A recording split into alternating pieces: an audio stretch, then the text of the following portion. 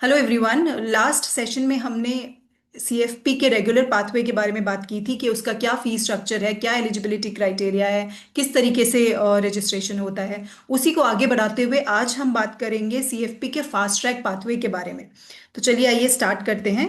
वापस से हम जाएंगे गूगल पे और टाइप करेंगे FPSB इंडिया। क्लिक करेंगे पहले लिंक को जो india.fpsb.org का है। यहां पर हम जाएंगे कैंडिडेट्स हेल्प में।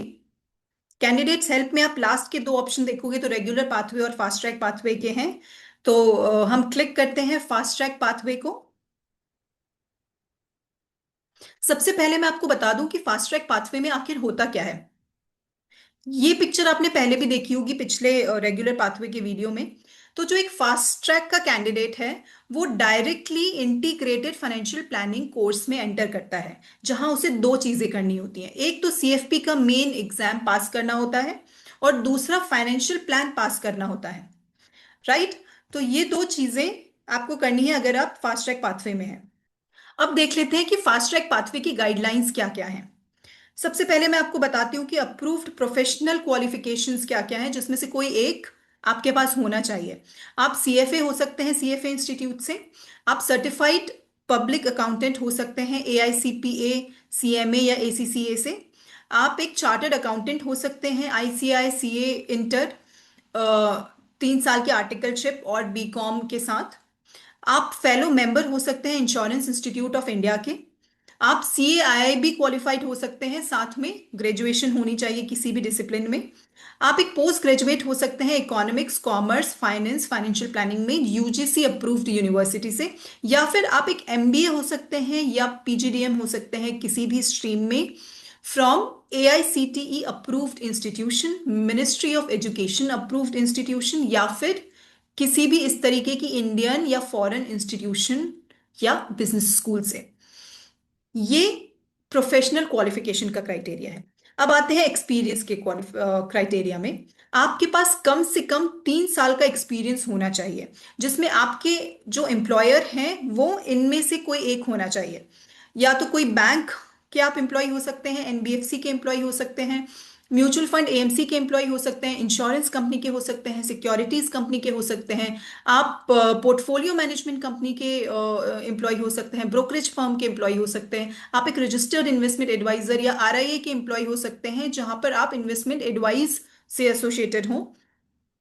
आप treasury department of a company registered with ROC उनके एम्प्लॉय हो सकते हैं। या फिर आप एक एकेडमिक इंस्टीट्यूशन या एफपीएसबी के साथ में जो एजुकेशन प्रोवाइडर्स ऑथराइज्ड होते हैं उनके एम्प्लॉय हो सकते हैं।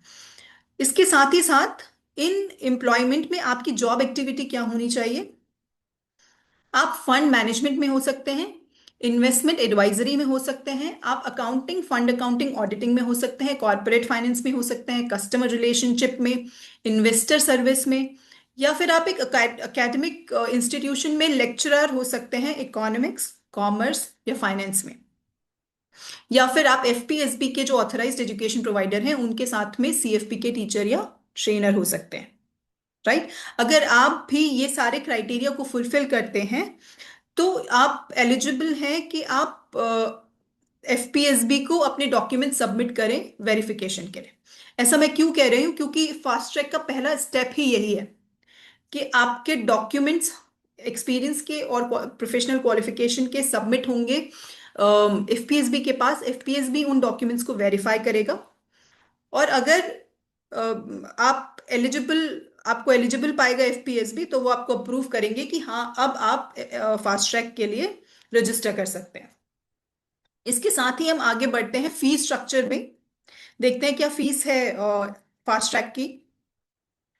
तो सबसे पहला जो काम आपको करना है फास्ट ट्रैक में एनरोल करने के लिए, आपको अपने डॉक्यूमेंट्स वेरिफिकेशन के लिए सबमिट करने हैं। उसकी एक फीस एफपीएसबी लेता है 5,000 रुपीज। उसके बाद रजिस्ट्रेशन की जो फीस है वो 34,000 रुपीज है, जिसमें आपको फास्ट ट्रैक का मटेरियल मिलता है प्लस उससे पहले के जो 3 मॉड्यूल्स हैं उनका मटेरियल मिलता है। रजिस्ट्रेशन के बाद फिर आप फाइनेंशियल प्लान असेसमेंट और सीएफपी के एग्जाम दोनों का बंडल बाय करेंगे 25,000 रुपीज का। इसमें आपका आप दोनों चीज के लिए क्वालिफाई करते हैं, सीएफपी एग्जाम भी आप दे सकते हैं और फाइनेंशियल प्लान भी आप असेसमेंट के लिए दे सकते हैं, दोनों में से कुछ भी पहले कर सकते हैं, आपके ऊपर डिपेंड करता है। लेट्स से आपका फाइनेंशियल प्लान क्लियर नहीं हुआ, उस केस में आपको रीटेक करना पड़ेगा फाइनेंशियल प्लान का। तो हर रीटेक आपको कॉस्ट करेगा 12,000 रुपीज। उसी तरीके से मान लीजिए आपका सीएफपी का एग्जाम एक बारी में क्लियर नहीं हुआ, तो फिर आपको रीटेक करना पड़ेगा, हर रीटेक आपको कॉस्ट करेगा 12,900 रुपीज।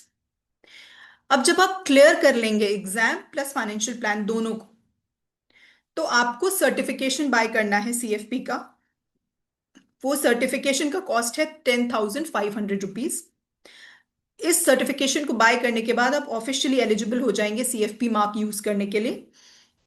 अब इसके बाद जो सीएफपी का सर्टिफिकेट है उसकी वैलिडिटी 1 साल की होती है, 1 ईयर की होती है। यानी कि हर 1 साल में हमको अपने सर्टिफिकेट को रिन्यू करना है।